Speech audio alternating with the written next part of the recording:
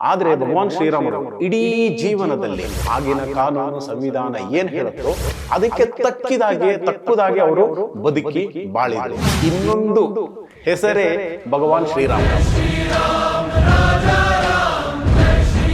ಅಯೋಧ್ಯೆಯ ರಾಜನಾಗಬೇಕು, ಇನ್ನೇನು ಅವರ ಪಟ್ಟಾಭಿಷೇಕ ಆಗ್ಬೇಕಾಗಿರುತ್ತೆ. ನಿನ್ನ ತಂದೆಯವರು ಕರೀತಿದ್ದಾರೆ ಅಂತ ಹೇಳಿ ನೀನು ಇವಾಗ ರಾಜನಾಗೋದಲ್ಲ, ನೀನು 14 ವರ್ಷ ವನವಾಸಕ್ಕೆ ಹೋಗ್ಬೇಕು ಅಂತ ಹೇಳಿ ಅವರಿಗೆ ಒಂದು ಚೂರು ವಿಚಲಿತರಾಗದೆ ಆಗಿ ಹೋದ ಭಗವಾನ್ ಶ್ರೀರಾಮರು ಇವಾಗಲೂ ಕೂಡ ಪ್ರಸ್ತುತ ಆಗಿದ್ದಾರೆ. ಬಹಳಷ್ಟು ಜನರಿಗೆ ಇದು ಆಗಿರಬಹುದು. ಅಲ್ಲಿ ನಿಮಗೆ ದೇವರ ಇರುವಿಕೆಯ ಒಂದು ವೈಬ್ರೇಷನ್ ಫೀಲ್ ಆಗಿದೆ. ಜೈ ಶ್ರೀರಾಮ. ರಾಮಾಯ ರಾಮಭದ್ರಾಯ ರಾಮಚಂದ್ರಾಯ ವೇದಸೆ ರಘುನಾಥಾಯ ನಾಥಾಯ ಸೀತಾಯ ಪತೇನ್ ನಮಃ. ಜೈ ಶ್ರೀರಾಮ. ನಮಗೆಲ್ರಿಗೂ ತಿಳಿದ ಹಾಗೆ ಇದೇ ಬರುವಂಥ ಜನವರಿ 22ನೇ ತಾರೀಕು ಅಯೋಧ್ಯದಲ್ಲಿ ರಾಮಲಲ್ಲ ಪ್ರಾಣ ಪ್ರತಿಷ್ಠಾಪನೆ ನಡೀಲಿಕ್ಕಿದೆ. ರಾಮಲಲ್ಲ ಪ್ರಾಣ ಪ್ರತಿಷ್ಠಾಪನೆ, ಇದನ್ನು ಹಲವು ಜನ ರಾಮ ಮಂದಿರದ ಉದ್ಘಾಟನೆ ಅಂತ ಹೇಳ್ತಿದ್ದಾರೆ.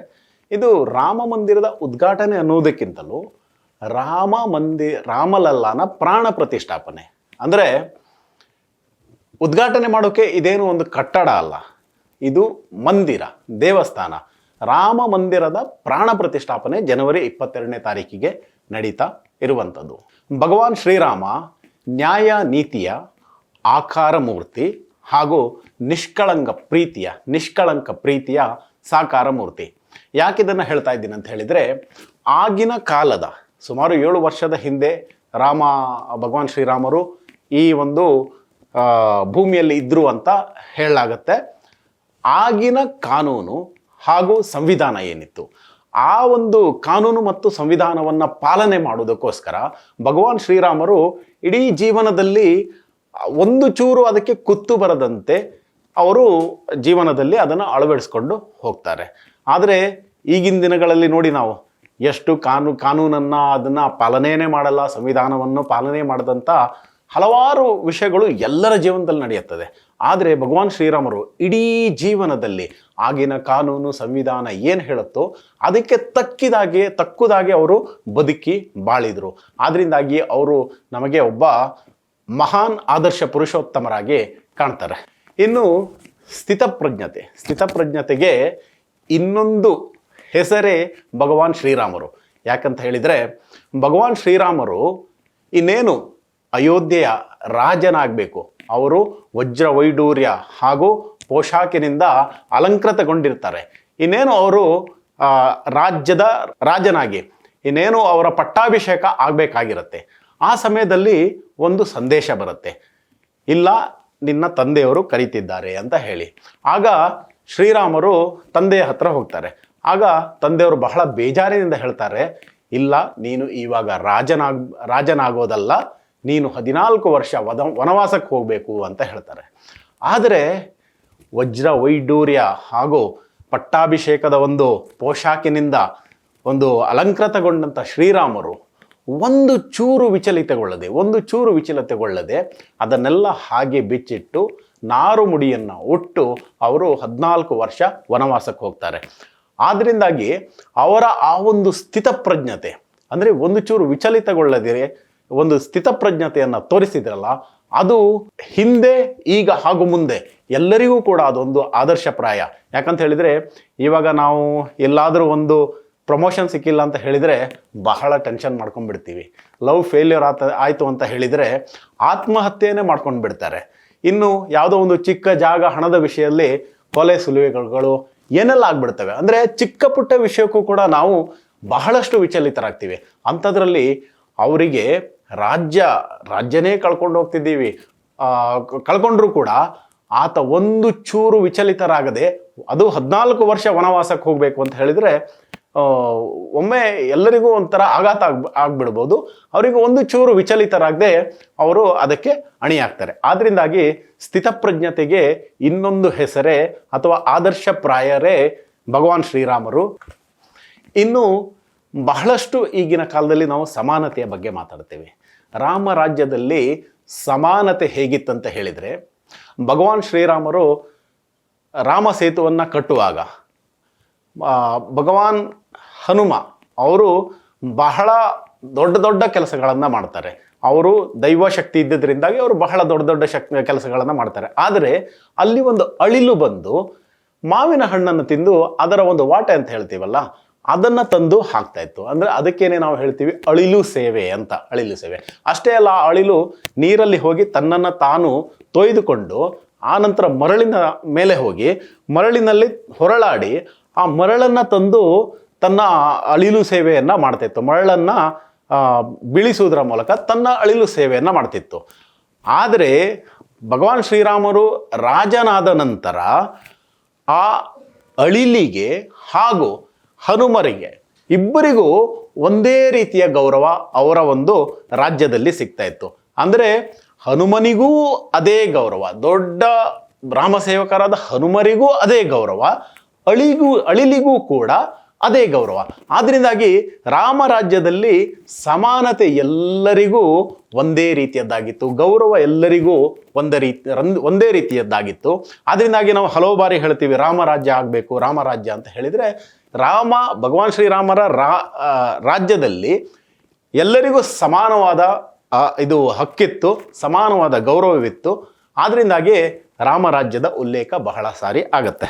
ಇನ್ನು ಭಗವಾನ್ ಶ್ರೀರಾಮರ ಅಷ್ಟೊಂದು ವರ್ಷಗಳ ಜೀವನದಲ್ಲಿ 1 ಗಂಟೆಯ ಜೀವನ ಇದೆಯಲ್ಲ, 1 ಗಂಟೆಯ ಜೀವನ ನಮ್ಮ ಇಡೀ ಜೀವನಕ್ಕಾಗುವಷ್ಟು ಆದರ್ಶಗಳನ್ನು ನಮಗೆ ಕಾಣಸಿಗುತ್ತೆ.